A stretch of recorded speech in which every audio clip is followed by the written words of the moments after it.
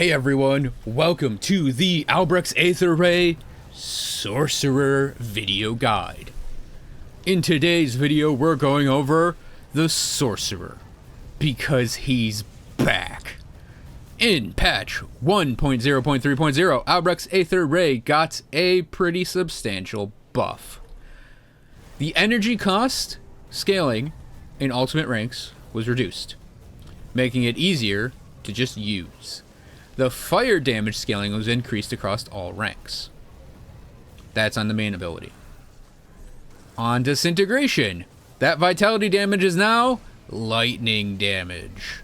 It also got electrocute damage, which is a nice little touch. The rest of disintegration remains the same, crit damage and some fire aether damage. And for those wondering, tainted power now converts the aether to chaos and the lightning to vitality, essentially preserving the ACR build for those that like that sort of thing. So let's go over our skills real quick. Albrecht's Aether is at 15 out of 16. It gets to 26 out of 16.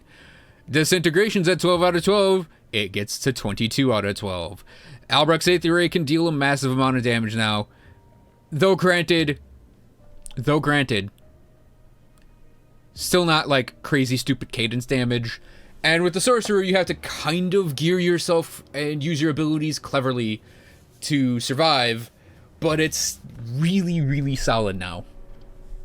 I would say it is comparable to maybe Calidor's Tempest as a build. Panetti's is probably still the strongest main attack option in the Arcanist tree, but Albrecht's Aether is just really nice right now. So the rest of the Arcanist tree, we have both Iskander's Elemental Exchange and Elemental Balance capped out so they can overcap. I had an extra point or two, so I decided to throw those points on Overload and Fabric of Reality. If you need points, like a couple points, I would suggest stripping out Overload or stripping out Fabric of Reality. The damage percentage-wise they give you is not exactly that big as one pointers, but that extra little bit of damage is not a negative. So, Mirror and Sphere both at 6. They will both go up to 12. Conversion is a 1-pointer. Electric Flash Freeze, which used to sit at a comfortable 12 out of 12 soft cap, is now just a 1-pointer.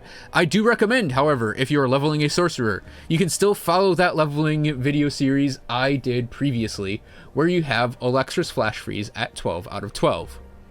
Electric Flash Freeze is still a great leveling ability. I would suggest maybe around the time you start fighting a lot of Chthonics, you maybe want to drop it down to a 1-pointer in Ultimate. It can serve you for a good 70 to 80% of the game still. Absolute Zero is a 1-pointer. Inner Focus, as usual, is 12 out of 12, so it overcaps. 1 point on Arcane Will. 1 point on Nullification. This is a candidate to get to its soft cap because it's just really great, especially for gibbing elemental enemies and for removing effects on you, and having it on a short cooldown is pretty good. When I get to explaining my character's defense, you'll know why I wouldn't bother putting points in it with this particular character. Another new thing, Mental Alacrity is at 10 out of 10. We have it overcapping because we need the skill energy cost reduction. I've always kept this at 10 out of 10 with this character, with plus skills. Now I actually think it's much more worth it to go above it, because getting the skill energy cost reduction is additive. And while you can't really get 100, and I wouldn't actually recommend shooting to gear around it, it's still really nice to have a lot of it with Albrecht's Aether. As I mentioned before, Fabric of Reality, I had the spare points, so I just threw it there. Again, I'd strip those out if I needed to for other abilities. So on the demo side, Flame Touch is capped, and we let it overcap. It's Flame Touched. It gives us now 2 of our damages as percents, technically 3 with that Electrocute, and it gives you just raw offensive ability, synergizing amazingly with Inner Focus. Temper, we have 1 point. We want it for the armor, more than anything. This would be a candidate for overcapping or bringing to its soft cap. Blast Shield, we run it at soft cap. 1 point on Blackwater Cocktail with a single point on High Potency. So this combination does make enemies weaker that end up standing in that little fireball. I'm mostly using it to proc shield wall though. Actually, High Potency is pretty good Pretty good for, like, just taking out physical damage from a single target, like a boss or something. Canister Bomb is a 1-pointer. Concussive Bomb is a 3-pointer. This is always going to be in this class combo for me. It's a great stun. It works against almost all of the mobs, and it's awesome for proccing Time Dilation. The 6 seconds off all active skill cooldowns. Once I pop my buffs, you'll see that we can Canister Bomb essentially within 6 seconds. So we can use this to reliably throw out our Time Dilations. Of course, it does get a little confusing because you'll proc Time Dilation, immediately get another Canister Bomb, throw the Canister Bomb, which takes about a second, then you have to wait to get the... So, yeah, there is a little bit of a, like, wonkiness to that combination, but it's still a really great combination. Also, the reason you want it on Canister Bomb and not, like, Electra's is Electra still doesn't hit bosses, though it does freeze more things in 1030. So Thermite Mine, we have at its soft cap, so 12 points on this. It affects 2 of our damage types officially now, making it a really good debuff for us. Flashbang's going to jump up to its soft cap, and we have 1 point on Searing Light. Searing Light is a candidate to get more points. It's an option for more points, though I'm not running it with more points, because I think it's fine the way it is. Vindictive Flame will go to its soft cap, 1 point on Ulzin's Wrath, as usual. So let's look at our gear. First, we have the Mythic Vestments of Agravax. Actually, I'm going to stop you right here. I'm actually using the Fate Weaver's Raiment now. And I'm going to put this quick aside in here that I prefer the Fate Weaver's Raiment over the Agravax chest piece, even though I talk about the Agravax chest piece a lot in this guide. I'm also using a Seal of Corruption on my weapon now instead of the Imbued Silver. And I'll make a quick point that the character's armor and some of his stats are going to look a little different if you choose to follow this guide, because also you get 10% armor with Vindictive Flame. I thought I'd just jump in here, put a little update in the actual video, and then let myself carry on from here. We're running 2 pieces of this set, the Mythic Vestments and the Mythic Arcane Shard of Agravax. I really think the chest piece slot for this character is open, just so long as it has high energy regen. I have most of the Mythic Iskandra set, and I considered running it with this guy, just like I did with the vanilla version, like I did. But honestly, I don't think it's a required set anymore for a sorcerer. The Agravax set as a whole, you could use it. It's actually not a bad option. I do think it is much more oriented towards a Kalidor's character, obviously. But I think a little of this set goes a long way, too. So, the Mythic Arcane Shard of Agravax, we'll just cover right now. The main reason I'm using this is to stack up +1 Arcanist, +1 in Demo. We have this on 3 pieces of gear, this being one of them. Additionally, it's just a really nice amulet. We get Aether damage on Vindictive Flame, nice stats all around. If it had energy regen, it'd probably be OP for this character, but otherwise, it's perfectly fine the way it is, and a great amulet for a sorcerer.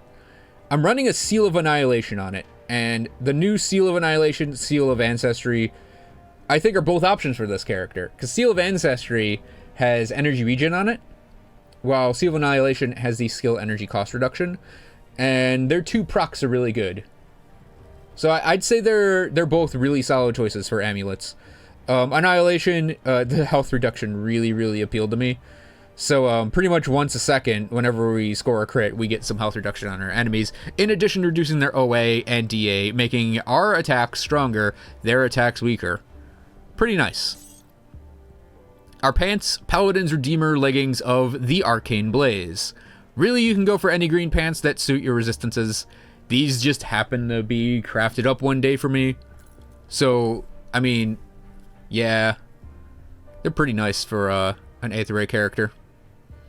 On the other side of our gear, we have rune-carved Valdaran shoulder guards of the Wolf.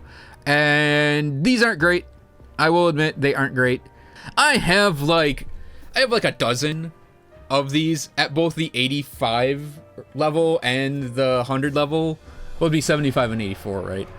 Or 94. yeah, I just have a ton of Aldarian shoulder guards, and these are just the best option. But I would say something like a resistance stat Aldarian shoulder guard of the Arcane Blaze, or Aether Fire Aldarian shoulder guard of resistance stat would probably be best. Shoulders to me are either purely defensive or a sort of mix of defense and offense. Oh, by the way, I actually kind of think the same way about pants. Usually though, for pants I go for something that's more straight up defense. We just are able to run these because we ended up with some pretty good resistances all around. Also, these are higher armor pants than what I had before, which were Stonehide of Nature's Bounty, but they're on, 75 pants. So we just need that armor in there. Yeah, ultimately, something better prefix-suffix wise would probably be best. But they're Aldarian shoulder guards, so they're just really good. Oh, hey, Mythic Aether Reach is actually good in 1030. We get the cost reduction on Aether Ray, which is pretty cool. It has all the stats of the normal Aether Reach, and oh, look at that, Aether Cascade is back. So we actually get appropriate amounts of armor on our gloves while having the amazing proc. Our boots are Renegade Stoneplate Greaves of Scorched Ends. Again, these crafted up a while ago. They're 92 level boots. I'd probably go and recraft them into something like of Kings, Stonehide of Kings. But hey, I actually like these boots. They're nice. They're like between our shoulders, pants, and boots, we have three offensive affixes and 3 defensive. That works out for me. On the middle of our gearing, we have a Mythical Clairvoyance hat. All around, awesome hat. Especially if you're doing Aether damage. So yeah, there are 2 classes now that can fully take advantage of this set. And the whole set's really good. I'd consider running it if Warp Fire didn't exist. So slap that on. For jewelry, we have 1 Mythic Albrecht's Duality. All around great stats. Only reason I'm using it, I don't actually have any chaos damage on it. And you may notice I don't have Mark of Illusions anymore, because Runebound Topaz is that good. I am willing, believe it or not, to lose energy regen in favor of defenses because of Runebound Topaz. Otherwise, Mythic Albrecht's Duality, just a really nice ring all around. We have a Mythical Band of the Eternal Haunt for our other ring. We aren't using Calidors or Electras, but the Eternal Haunt proc, really good because it's another stack of negative Aether res. Otherwise, stats are fine. Oh, these are craftable now, so that reduced freeze duration, I'd maybe want to craft another one with reduced stun duration, if I'm being honest. Our medals and Mark of Divinity, still haven't gotten the mythical version to drop. If I got the mythical version to drop, I have this on something like 4 characters, so I would need a bunch of them. This guy would get it first, though. It's basically the same thing, but with more stats on it. Also, it works for Defilers, which is weird. Mythical Phantom Thread Girdle. Really good belt. Really good all-around belt for Arcanists. An amazing amount of offensive ability. The avoidance is nice. Plus 1 all Arcana skills. A relic is Eternity. Stats are okay. They fit with us. It's nice that it has skill energy cost reduction and plus 1 all Arcana skills. Completion bonuses are kind of eh. I'd much rather go for like Disintegration and Elemental Balance. That'd be probably the best options. But Eternity, and now we're going to start talking... No, we're not going to start talking about my defensive setup yet. We'll do that when we get to Devotion. But Eternity is part of the character's defenses. Our offhand is Mythical Aldernar's Vanity, another part of this character's defenses. We reduce our currently active cooldowns by a lot every 21 seconds, which is really, really nice. In addition, this is another stack of plus 1 all skills for us. And Warp Fire. This is my new Warp Fire. Obviously, my old non-mythic Warp Fire is in my stash. But yeah, we finally got a mythic one a few weeks ago, and it's really nice. I kind of wish that plus 1 to all skills in Shaman wasn't that. I think anything else would probably be better for that. Because, I mean, what Elementalist or Druid is going to want this weapon, in all honesty? There's so many other weapons you're going to want to go for those 2 class combos. Even if you're running like Aether Ray as a Druid, I don't think you'd want Warp Fire, honestly. But I digress. The Warp Fire proc's awesome. It's an awesome dagger. Again, another stack of plus 1 to all skills. So I'm going to point this out. It's kind of a Sorcerer thing that this happens. We have plus 5, technically 6 to Arcanist and plus 4 to Demo. I think it might be by design. a sorcerer thing that you get plus to all skills really easily. So this is our Aether Ray sheet DPS, 156.9k, and you can see the Demolitionist side, what's overcapped and what's brought to soft cap. Basically just Flame Touch is overcapped. And then over here, Albrecht's is completely maxed out. These two, very high up there as well. I mean, Inner Focus got really high too. Let's go to our stats. 80 on Physique, 25 on Spirit. The 25 on Spirit, we do need a core of energy regen. 240 is nowhere near as high as I've gotten it before, but I'd say 200 is minimum to run Albrecht's Aether Ray. And with 200, I would say you would want as high as you can go on the Aether Ray itself, and to keep that at 12 out of 12. If you go above 200, then it's an option to pull in Disintegration more so. And I'll point this out as well. Our cooldown reduction is 34%, and our skill energy cost reduction is 41%. We don't have maxed out cast speed, but that's okay. Cooldown reduction and skill energy cost reduction are far more important to an Albrecht's Aether Ray Sorcerer than I think even the Spellbinder. Because the Spellbinder needs a lot of both of these as well. But the Spellbinder has a lot of abilities it's going to be using to protect itself and reduce the enemy's damage. For the Sorcerer, we have one ability for that. So actually, before I hop in my devotion, and I'll just point out the devotion we're using that enables this so hard, is Time Dilation. Between Aldernar's Vanity, Eternity, and Time Dilation, we have a lot of cooldown resets. We also have, as I mentioned, basically a third of our cooldowns are gone. So Mirror, it has an 11.9 second recharge. When we pop it, we'll have 3 seconds of Mirror. That brings it down to 8. If we have Time Dilation proc, that's 6 off of that 8. So we'll have 2 seconds of vulnerability between our two mirrors. Oh, look at that, we have 1 second taken off again because of Time Loop.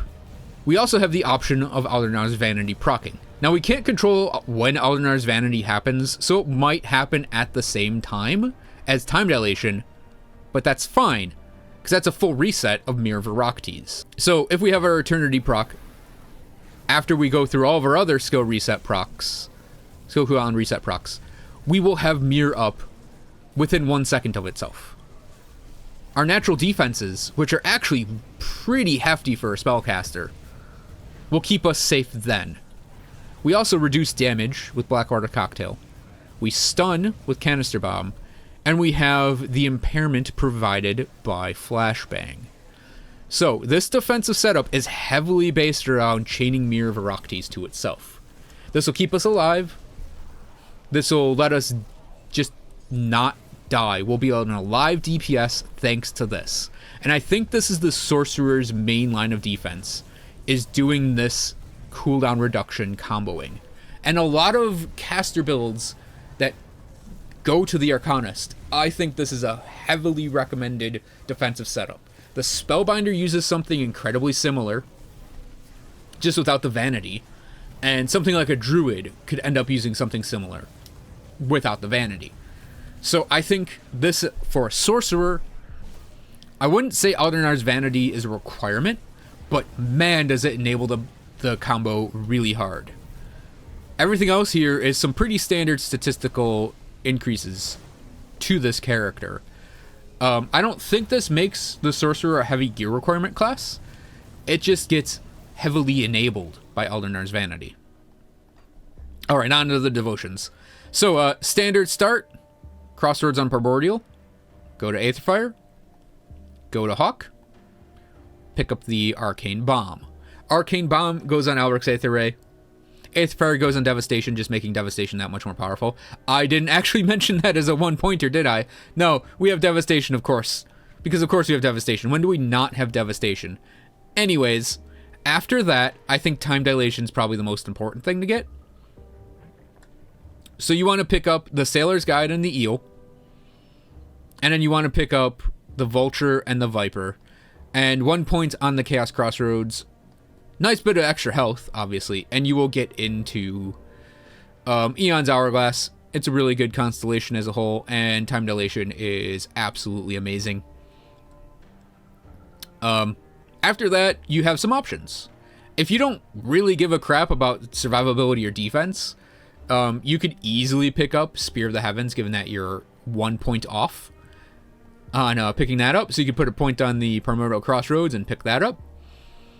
You could also go and get the Hand of Ultos. As you can see, we have it unlocked. Can't get to it, though. And Hand of Ultos actually affects Albrecht's even better now because of Albrecht's lightning damage. It's weird to say that sentence after so many years of using it when it was Aether, Fire, Vitality.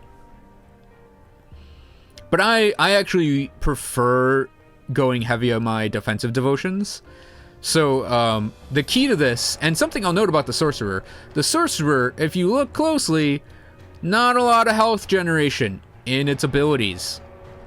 So you'll end up with some pretty low health. In fact, if you look, we only have 10k health. So getting health is kind of important. And to me, Torgo here absolutely gives you enough health to get you over that 10k threshold. It also gives you 10% armor, which is pretty nice. And I really like this proc. At 20, it's going to be 35% armor. So having this proc up, we don't care about the shield stuff, obviously. But just getting a 35% armor increase, essentially for free, is really, really awesome. I am running Dryad's Blessing on Flashbang. It is an option to flop Albrecht's and Flashbang on these two abilities.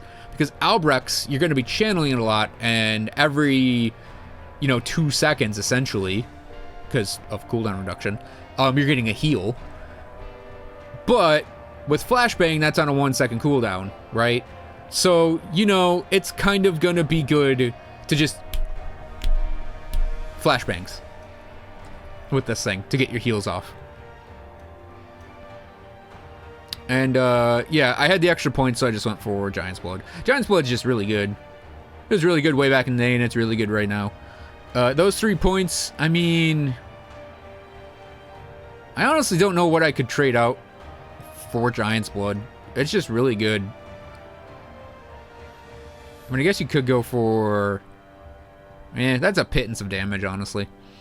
Yeah, you'll notice that we don't actually, in terms of sheet DPS, have a lot of percent damages, but we're hitting all 3 of ours, and I think that's fine. Places to improve would definitely be the Valderan shoulder guard if I could get a good one. Maybe the pants and boots, but I mean, yeah, I think I've squeezed a lot of damage out of all this for this character, for this build.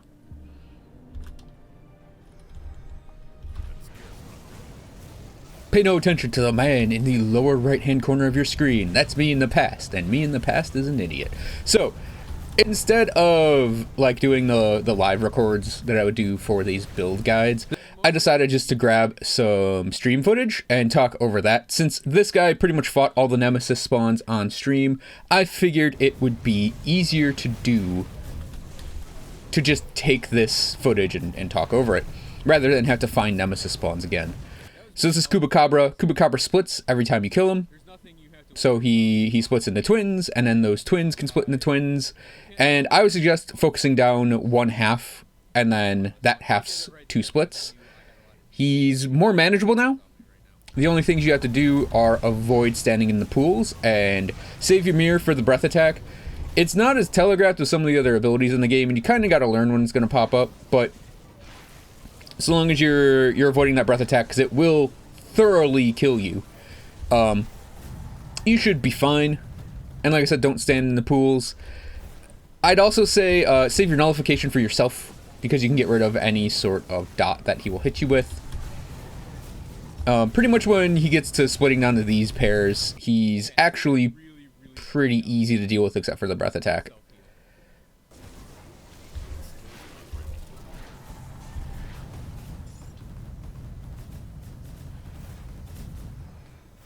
Up next we have Alexander, and Alexander will kill me 3 times during this. So Alexander's gimmick is he has a giant nuke meteor thing. It's the big green meteor you saw him drop at the start. He also likes to deploy these crystals, and you see I eat it right there, and I didn't die instantly. So they kind of toned down his physical damage in this game. That was me eating it through Mirror of Heroctes, and I would suggest timing Mirror of Heroctes to that meteor. So when you see the meteor drop, you throw out a mirror to protect yourself. Now, the other thing you have to keep in mind with this guy is you generally want to move around a bit. At least I found wanting to move around a bit to be preferential to standing in one spot constantly, because he spawns those crystals in, and if those crystals plus his devastation combine together, they'll kill you. And you'll see me get killed basically by that a couple times here, like that. That was just a bajillion projectiles landing on me all at once. And it's the two things you just got to watch out for while dealing with him is the meteor, and then don't let yourself get swarmed by his projectiles. I also got him in like a really bad spot. This is probably my least favorite spot I've encountered him in so far, because there's a horde around him. And it's really difficult to deal with, because like you can see we're just having streams of monsters come in to interrupt their Nemesis fight. There are some better spots to get him that aren't as bad, and there I got nuked by the meteor. And that's just random chance sometimes, and you kind of got to accept it a little bit. And the reason I'm sort of putting that excuse forward that there are mobs there that got me is mostly having to do with Mirror of Heroctes being down to fight the mobs, and then I don't have it for the big meteor. And here's something I should have cut out, another run back. I'm good at this video editing thing, huh, guys? So yeah, there's the meteor. I just ran by it. That's another option to avoid the meteor, is to run around. You can also kite him inside, and I should have done that here because sort of north of where my character is right now is a building, and you can do the Muzzlelout thing where you stand in a doorway and the meteor can't get to you. And that's another option for avoiding it. And sometimes he just misses with it. Like, he did it right there and he just missed. So aside from that, the salient things to do: keep your buffs up, keep your debuffs on him, save your mirror for when you're in the middle of a cluster, or save your mirror for his meteors. And of course you can run away from the meteors too. He's not that difficult.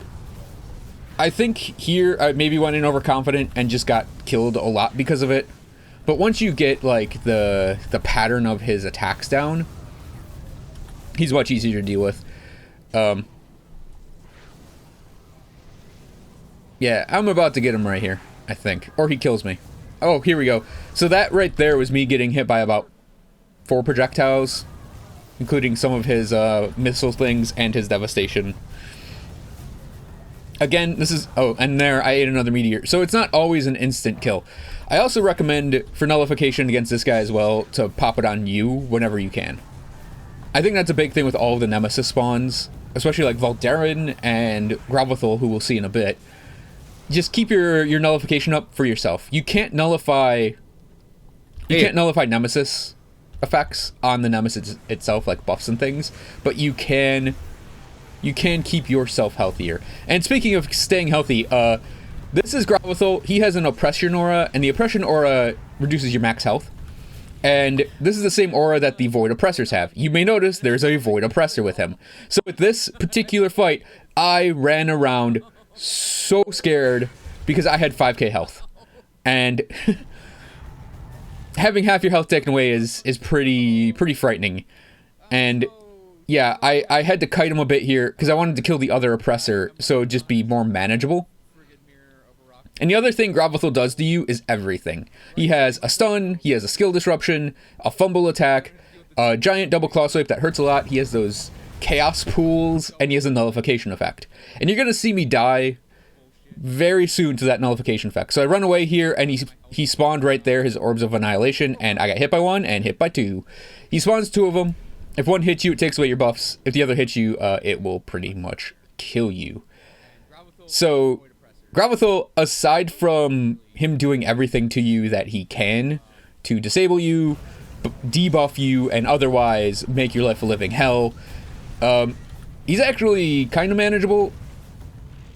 Like, for me, it's a kite and fight build. It's just keep him away, turn around, beam him down, Make sure you have mirror up as much as you can, and that'll just kill him. Like, we're bringing him down pretty quickly here. Once we got used to like that style of fighting with him again, because I've only fought him a couple times with Albrechts. It's not exactly easy to use Albrechts against this guy. But once I got in the groove of fighting him, we were able to take him down pretty quickly. And I think that's going to cover the in the field demonstration like that. So, thanks for watching, everyone. I hope you guys enjoyed this guide to the Sorcerer. Be sure to check out my streams. I stream around 5 to 6 o'clock EST every weekday. Mostly play Grim Dawn. Sometimes I play other games. I hope you guys enjoyed this guide video, and I will see you guys next time.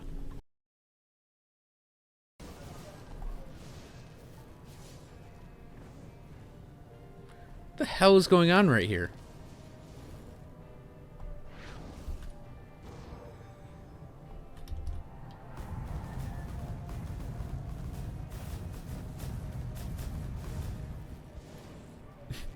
There are like enemies underground.